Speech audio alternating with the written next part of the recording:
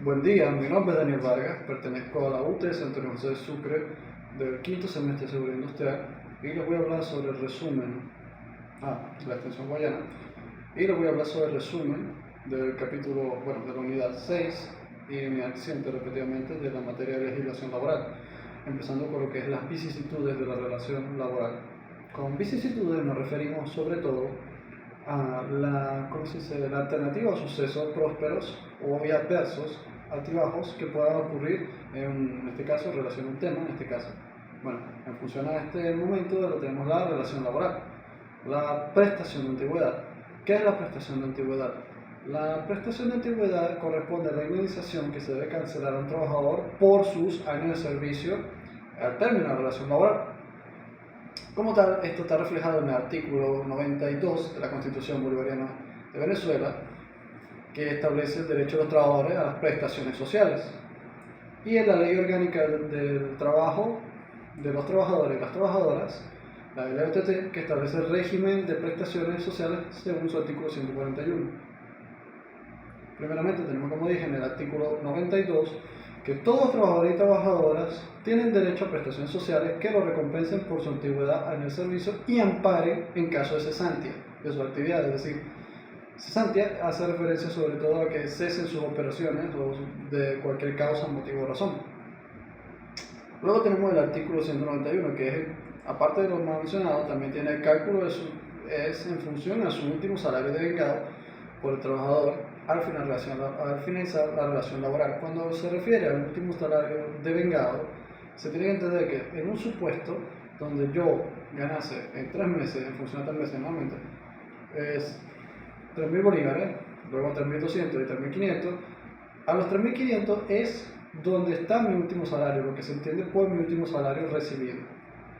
Por lo tanto, en función a eso se calcularán las prestaciones. También, en caso de que exista una mora o cualquier tipo de mora, se generará interés, los cuales constituyen deudas y valor de gran y gozan de los mismos privilegios que las garantías de una deuda principal. Es decir, los mismos intereses estarán sujetos a lo que se conoce generalmente como la ley de mora e interés. En función a ellos, también las prestaciones sociales, en este caso la antigüedad.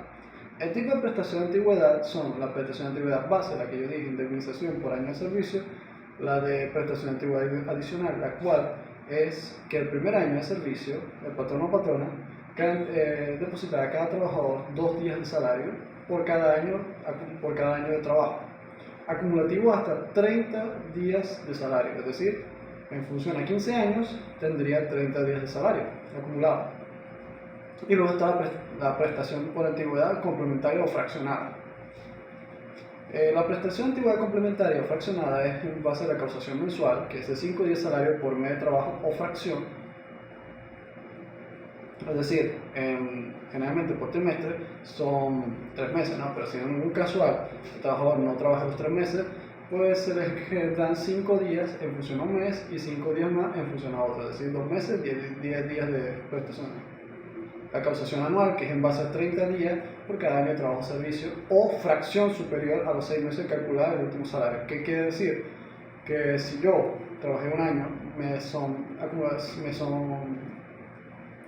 atribuidas 30 días de trabajo, es decir, 30 días de prestación. Y si trabajase un año y 2 meses, pues seguirían siendo los mismos 30. Y si trabajase un año y 8 meses, pues ya serían más, serían 60 de prestaciones. A eso se refiere. Es en función a mayor a 6 meses y mayor a un año. Pero no son acumulativas en función a que si yo trabajé un año son 2, no. Así no. La garantía y cálculo de prestaciones sociales. El artículo 142 de la LOTT, las prestaciones sociales se protegerán y calcularán de la siguiente manera, en función a estos literales que voy a decir a continuación. El literal A dice que el patrón depositará al trabajador o trabajará por concepto de garantía el equivalente a 15 días de cada trimestre, calculando con base al último salario devengado. Es decir, si yo trabajé 15 días, son 3 meses, se me dan atribuidos 15 días de prestaciones. Del mismo modo, en el literal B, Adicionalmente, se me depositará para cada trabajador, en este caso supongamos que yo soy un trabajador, 2 días de salario por cada año trabajado, como dije anteriormente, lo cual tiene un acumulativo de 30 días de salario, que esto se entiende por prestación de antigüedad adicional. Como tal, eso forma parte del método acumulativo, es decir, estas dos formas de salario o de pago de prestación forman parte del método acumulativo y luego está el método retroactivo. En esta línea de tiempo que se puede ver a continuación, como se ve, tenemos desde el primer año de servicio, acordarse eso, no es el año 0, sino el año primero de servicio, se empiezan a contar los 2 días de prestaciones acumuladas hasta el máximo de 30. En este caso tenemos hasta 10 años y en función a eso son 20 días de prestaciones acumuladas. Luego tenemos el literal C. Cuando la relación de trabajo termine por cualquier causa, se calculan las prestaciones sociales con base a 30 días por cada año de servicio, fracción superior a los 6 meses. Es decir, como dije anteriormente, si yo trabajé un año, son 30 días. Si yo trabajé 6 meses, son 30 días. Si trabajé 1 año y 2 meses, no son más de 30 días. Y si trabajé 1 año y 8 meses, sí serían más de 30, serían 60. En función a eso, se genera, esto es un supuesto, las prestaciones sociales. El literal D, el trabajador o trabajadora recibirá por concepto de prestación social el monto que resulte mayor entre el total de la garantía depositada de acuerdo a lo establecido en los literales A y B y el cálculo efectuado en el final de la relación de acuerdo al literal C.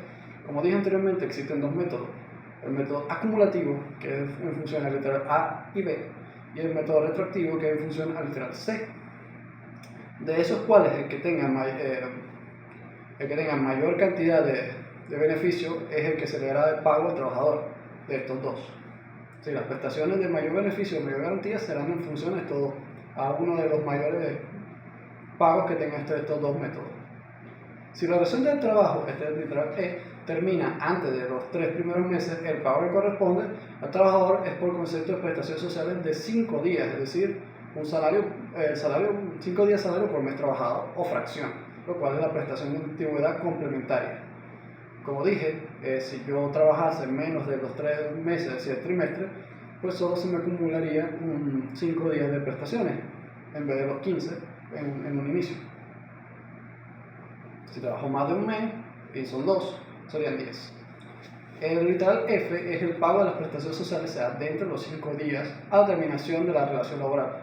Es decir, 5 días después de haber tenido un motivo de relación de despido o del finiquito de la relación laboral, el pago se generará intereses a partir de los 5 días en función a la mora activa determinada por el Banco Central de Venezuela, tomando en referencia a 6 principales bancos del país nacionales. Es decir, el depósito de la garantía está en el artículo 143, que es de la LTT, que en caso de tener un fideicomiso, es decir, lo que es una acción entre patrón y una entidad financiera, donde se habilita una cuenta, un monto donde todo lo que es los anticipos y adelantos o las mismas prestaciones irían a ese fondo común, los cuales generan intereses a razón de su rendimiento. El Fondo Nacional de Prestaciones también lo mismo, que es parecido al fideicomiso, pero es con un fondo común que genera intereses de razón a su rendimiento. La contabilidad de la entidad de trabajo, esto devengará intereses a la tasa promedio entre la pasiva y la activa determinada por el Banco Central de Venezuela. Como tal, esto se ve reflejado en la página del Banco Central de Venezuela, en la cual se busca en el apartado de archivos, se puede ver las referencias e intereses generados en esa misma página, o que funcionan a la prestación que se necesite o mérito.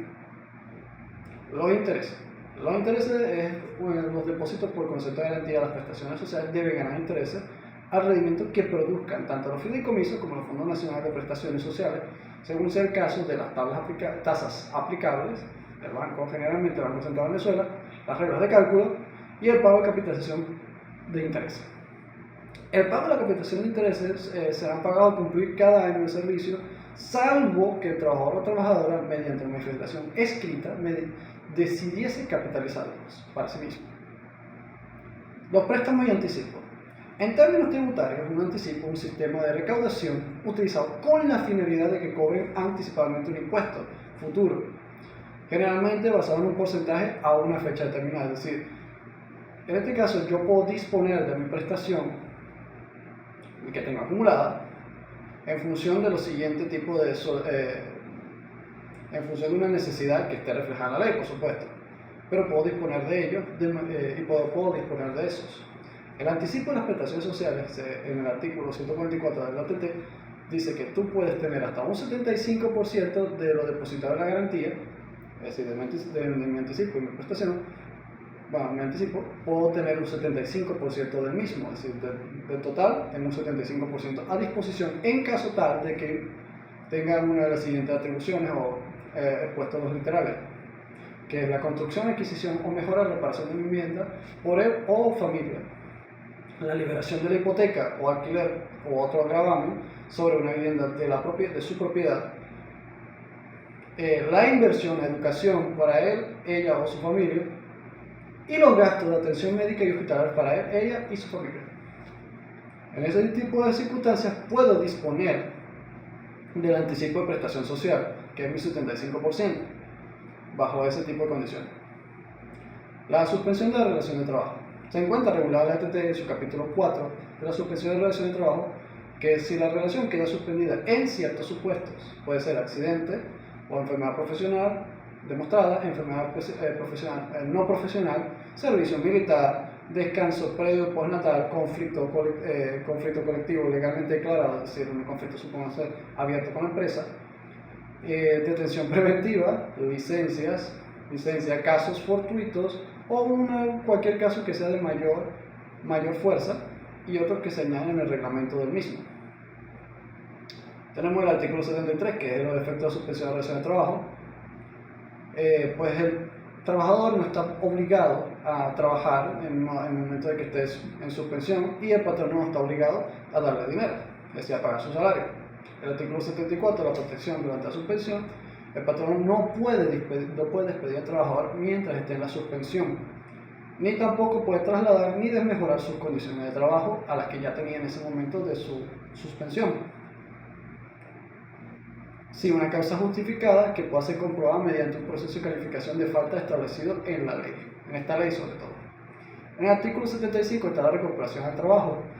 Cesada la suspensión de los anteriores motivos, el trabajador o trabajadora tendrá derecho a continuar prestando servicio en las mismas condiciones existentes a la fecha a la que ocurrió, salvo que tenga, por ejemplo, una enfermedad ocupacional que lo limite de alguna forma o lo extralimite de alguna forma, como puede ser el caso suponiéndose la pérdida de un dedo o algo así, donde su condición se ve afectada por más que todo su integridad física y no puede hacer su trabajo de manera regular a lo que estaba adecuado anteriormente. Para el contenido de la estabilidad laboral, la estabilidad laboral como tal es el derecho que tienen los trabajadores y trabajadoras a permanecer en su puesto de trabajo. Esto va en función del artículo 85 de la ley de UTT y el artículo 86. Cuando un trabajador o trabajadora haya sido despedido o haya incurrido en causas que no lo justifiquen, podrá solicitar la reincorporación del puesto de trabajo en conformidad a lo previsto en esta ley. Es decir, si no existe un motivo claro para la suspensión del trabajo, es decir, de la actividad laboral y su posterior despido, a menos que incurra en alguna de las faltas establecidas tanto en su contrato como en las faltas posibles o si fuese categorizado de alguna forma como peligro hacia los trabajadores o no esté capacitado en sus facultades para poder trabajar, es decir, que debe existir una razón de peso legal, incluye en algunos casos hasta médica, la cual no permita que el trabajador esté facultado para poder seguir laborando dentro de un área de trabajo. De los tipos de estabilidad tenemos lo que es la estabilidad relativa y la relatividad absoluta, cuales la estabilidad absoluta se refiere a aquella que se origina a favor del sujeto que la disfruta, y el derecho a ser incorporado en el cargo del cual fue privado por su patrono sin autorización del inspector de trabajo de jurisdicción. ¿Qué es lo que quiere decir? Que en sí mismo es aquel que beneficia al sujeto del cual En caso de no existir una razón de peso, una razón que validada o plasmada anteriormente, pues puede reincorporarse a su área de trabajo sin variación alguna en lo que es su cargo, desempeño y por supuesto salario. De la estabilidad relativa se tiene que aquella que se origina que con tan solo derechos económicos a favor del trabajador que es relativo, o sea, despidos por causas imputables a su patrón o sea privado de empleo por causas ajenas a su voluntad. Generalmente esta ley va en función un poco a los patronos, ya que en forma real pues puede reincorporarse como no en función a lo que es el otorgamiento de una indemnización por su tiempo de trabajo, lo cual no, o lo único que obligaría al patrono es a darle su indemnización para solventar su despido como tal. Entonces es una estabilidad relativa, pues, dado que no lo faculta de manera necesaria a volver a reincorporarse o pedir un reenganche como digo, reincorporación o reenganche, sino que puede ser sometido a una indemnización laboral y de una vez ya podría dejar su área de trabajo y quedaría todo zanjado en ese sentido, siempre y cuando sea una razón real o un motivo detrás de la misma. La protección de la estabilidad laboral. Existen muchas protecciones, muchos incisos, reglamentos que ayudan a que el trabajador no sea despedido de manera abrupta o de alguna manera que, aunque sea de peso, no pueda ser despedido como tal. Se ve muy reflejado en las empresas nacionales, generalmente, en las empresas del sector público, donde muchos trabajadores están amparados por muchas de las leyes que vemos hoy en día. O que es muy difícil poder retirar a un trabajador de sus funciones. Pueden prestar los procedimientos administrativos judiciales en materia de estabilidad laboral, es decir, en caso de que tenga algún litigio abierto, procedimiento judicial, estabilidad relativa, como dije anteriormente, en el momento de que está entre su pago de la indemnización, no puede ser cambiado ni despedido de manera formal. Simplemente está en un estado de suspensión, como anteriormente hemos mencionado. El procedimiento de calificación de despido, en caso tal de que se haya sido llevado a recursos humanos, en caso de que ya se lo había molestado o algún tipo de eso, quedaría en ese proceso. El fuero sindical y concepto de límite, es decir, fuero sindical es en caso de que esté presente en alguna de las formas de lo que es el sindicato, ya sea la postulación, sea integrante de mesa, sea jefe de la directiva o presidente de la directiva sindical y del sindicato. En esas condiciones y más no puede ser despedido. El fuera de maternidad biológica, el fuera de maternidad adoptiva, es decir, biológica por razones de parto y por pre y postnatal, y adoptiva en función a un menor, del menor a 2 a 3 años. No puede ser tampoco despedida. El procedimiento sería despedir al trabajador amparado por fuera de inmovilidad. Inamovilidad es también que en el momento de que un trabajador tiene inamovilidad por cualquiera de las razones de peso, incluso por enfermedad ocupacional o en el momento de indemnizaciones, no puede ser despedido, y generalmente si tiene una enfermedad ocupacional se le tiene que hacer un proceso aparte. Sí, son procedimientos los cuales tienen una serie de pasos por cada uno de ellos en función a que la estabilidad del trabajador no se vea afectada, dado que está dentro de esos procesos o litigios o momentos en los cuales no puede ser despedido y necesita tener un sueldo adecuado, y es el momento más vulnerable, por así decirlo, de un trabajador.